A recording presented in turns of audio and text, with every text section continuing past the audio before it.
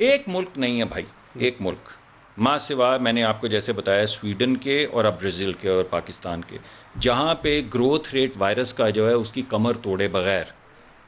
انہوں نے lock down کھولا ہے. آپ بتائیں یہاں پہ کون سے راکٹ سائنٹسٹ پاکستان کے اندر بیٹھے ہوئے ہیں یاسد عمر صاحب کے سمیت، جو لوگوں کو جا جا کے بتا رہے ہیں کہ آپ کو سمجھ نہیں ہے ہمارے چار یعنی پاکستان کے ڈاکٹرز آپ کو کیا کہہ رہے ہیں، ڈاکٹرز آ کے رو رہی ہیں پریس کانفرنسز میں جو ایکسپرٹس ہیں،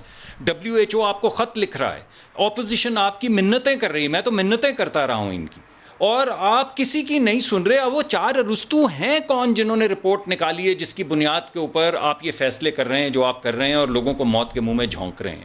بھئی آپ یہ تو نہیں ہو آدھے سارے ڈاکٹر آپ کے ساتھ کھڑے ہوں، اپوزیشن ہم اکیلے بات کر رہے ہوں تو وہ بات سمجھ آتی. جی آپ کے خیال میں جی میں نہیں نام لینا چاہتا، جو بھی ان کے ہیلتھ ایڈوائزرز ہیں وہ کہاں سے کون سی سٹڈیز، یہ کون سی اکنامکس ہے جو قبرستان کھودنے کے اوپر محیط ہے، یہ کس طرح کا اکنامک فریم ورک ہے کہ پوری دنیا اپنے لوگوں کو بچا رہی ہے اور ہم کہہ رہے ہیں مر جائیں گے تو مر جائیں گے. وائرس کا اسپریڈ اتنا نہیں ہونا چاہیے کہ ہمارے ہیلتھ سیکٹر کی کیپیسٹی سے باہر ہو جائے جو اس وقت ہو گیا، کیونکہ یہ ڈاکٹر جب گرنے لگ جائے نا تو اس وقت ہمیں پریشانی ہونی چاہیے. کچھ بڑے شہروں کے بڑے ہاسپٹلز میں میں نے آپ کو بتایا لوگ رخ کرتے ہیں جنہیں نہیں مل رہی. دیکھیے میں نے آپ کو اپنی ایک رشتہ دار کا بتایا ہے کہ انہیں بیڈ 24 گھنٹے کے بعد ملا، 24 گھنٹے میں اگر خدا نخواستہ انہیں کچھ ہو جاتا